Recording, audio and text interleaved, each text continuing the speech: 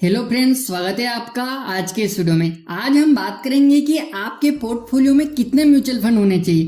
क्या आप हर साल कुछ नए म्यूचुअल फंड स्कीम में इन्वेस्ट करते हैं पास्ट रिटर्न देख के? क्या आप जानना चाहते हैं कि आपके पोर्टफोलियो में कितने म्यूचुअल फंड स्कीम होनी चाहिए? तो इन सब सवालों का जवाब आपको मिलेगा आज इस वीडियो में। तो चलिए शुरू करते हैं। दोस्तों, ज्यादा म्यूचुअल फंड स्कीम लेने के पीछे सबसे बड़ा जो लॉजिक दिया जाता है वो है डाइवर्सिफिकेशन का। आपको ये कहा जाता है कि जितने ज्यादा फंड्स होंगे रिस्क उतना कम हो जाएगा, क्योंकि अगर एक हाथ फंड ने अच्छा परफॉर्म नहीं भी किया तो आपके पास ज्यादा फंड है तो पोर्टफोलियो में कोई खास फर्क नहीं पड़ेगा। तो इस बात में कितनी सच्चाई है जानते हैं। देखिए, अगर आपने 10 स्कीम में निवेश कर दिया है तो आपकी 5 स्कीम ऐसी है जो अच्छा परफॉर्म करती हैं और 18% का रिटर्न भी ले आती हैं, और 5 स्कीम से ऐसी हैं जो अच्छा परफॉर्म नहीं करती है और 12% का रिटर्न लाती हैं। तो आपका एवरेज आपके पोर्टफोलियो का ओवरऑल रिटर्न हो गया है 15%। डाइवर्सिफिकेशन से रिस्क के साथ साथ आपका रिटर्न भी कम हो गया है। देखिए, अगर आप बहुत ज्यादा डाइवर्सिफाई कर रहे हैं तो एक स्कीम में लगभग 40-50 स्टॉक होते हैं, और अगर आपने 10 स्कीम ले ली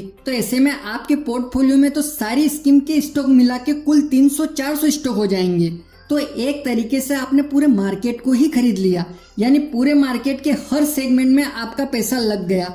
तो अब आपका परफॉर्मेंस मार्केट से ज्यादा तो हो नहीं सकता, क्योंकि अब आपके पास मार्केट में आईटी स्टॉक भी सारे हैं, फार्मा भी सारे हैं, ऑटोमोबाइल भी सारे हैं, यानी आपके पास लगभग सारे इंपॉर्टेंट स्टॉक हो गए अगर आपने 10 स्कीम ले ली। अब आपका पैसा पूरे मार्केट के इतने सारे स्टॉक्स में लगा हुआ है कि आप मार्केट को आउट परफॉर्म नहीं कर पा रहे हैं, क्योंकि मार्केट के सारे स्टॉक में तो आपका पैसा है, तो आप मार्केट के रिटर्न्स के बराबर ही आपका रिटर्न आएगा। तो यानी कि आपका रिटर्न इंडेक्स के बराबर आएगा। और इंडेक्स फंड क्या करते हैं, वो सेंसेक्स या निफ्टी को कॉपी करते हैं, यानी कि जो एवरेज रिटर्न इस मार्केट का रहेगा वही इंडेक्स फंड आपको देगा। यानी कि अगर आपने 10 से 12 स्कीम आपने सिलेक्ट कर ली तो आपका पैसा सारे मार्केट में लग गया और आपको पोर्टफोलियो भी एक इंडेक्स स्कीम की तरह हो गया है। तो अगर आपको इंडेक्स फंड जैसा ही रिटर्न चाहिए तो आपको 10 म्यूचुअल फंड लेने की जरूरत ही नहीं थी, तब तो आप एक इंडेक्स फंड लेते और आपको वैसा रिटर्न मिल जाता।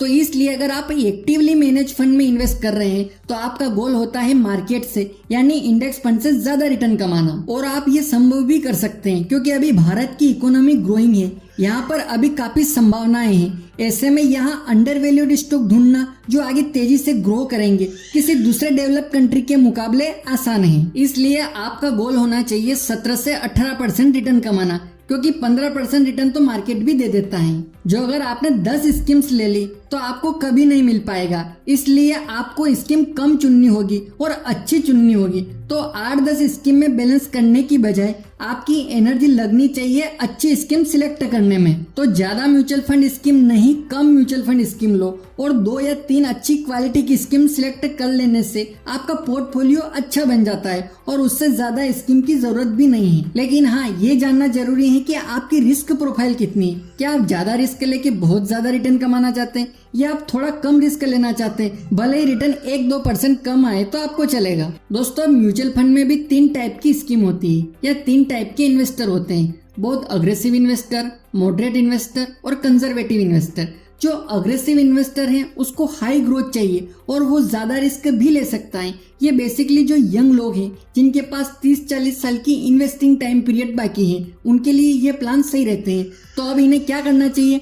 तो अग्रेसिव इन्वेस्टर को चाहिए कि एक मल्टी कैप प्लान और एक मिड कैप प्लान, और चाहे तो स्मॉल कैप भी रख सकते हैं फॉर लॉन्ग टर्म। तो अग्रेसिव इन्वेस्टर का पोर्टफोलियो हो गया कंप्लीट। अब मॉडरेट इन्वेस्टर को 2 मल्टी कैप स्कीम ले लेनी चाहिए, जिससे कि वो हर सेगमेंट में उसका पैसा ऑटोमेटिकली लगता रहेगा, क्योंकि वो मल्टी कैप स्कीम है। और जो कंजर्वेटिव इन्वेस्टर है उन्हें एक लार्ज कैप और एक मल्टी कैप स्कीम को रख सकते हैं। तो इस प्रकार आप अपने पोर्टफोलियो को इतना आसान और सिंपल रखें, क्योंकि म्यूचुअल फंड का पहला पर्पस ही यही है कि आपकी जिंदगी आसान हो। और म्यूचुअल फंड आपसे फीस ही इस बात का लेता है कि आप अपनी फाइनेंशियल जर्नी को उनके हवाले कर दीजिए और आप चिंता मुक्त होकर अपने जीवन का आनंद लीजिए। लेकिन अगर आप 10-10, 20-20 स्कीम रखेंगे, जी हाँ, ऐसे कई लोग हैं जिनके पास 10-10, 15-15 म्यूचुअल फंड स्कीम्स है, तो इससे आप बचिए। इनमें आप इतना उलझे रहेंगे कि आप सही एनालाइज भी नहीं कर पाएंगे और दूसरा आपको रिटर्न भी कम मिलेगा। तो इससे अच्छा है कि आप 2-3 अच्छे फंड्स रखिए और चिंता मुक्त रहिए। म्यूचुअल फंड्स का तो पर्पस भी यही है कि आपने स्कीम का सिलेक्शन एक बार कर लिया तो हर रोज मॉनिटरिंग करने की जरूरत ही ना पड़े। हर साल नई नई स्कीम में पैसे लगाने से बचे।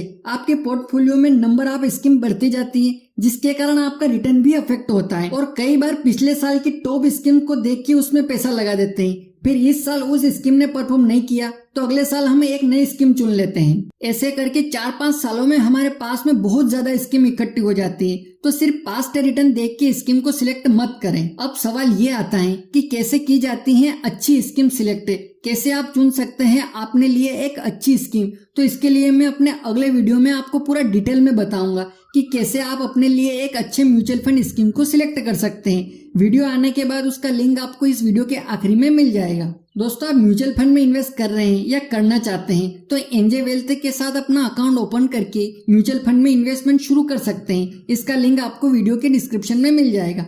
और अगर ये वीडियो आपको पसंद आए हो तो इस वीडियो को लाइक करें और अभी तक आपने इस चैनल को सब्सक्राइब नहीं किया है तो जल्दी से दबा दीजिए इस सब्सक्राइब बटन को और बेल आइकन को भी, और आपको मिले इन्फॉर्मेशन वीडियो सबसे पहले। तब तक के लिए जय हिंद, जय भारत।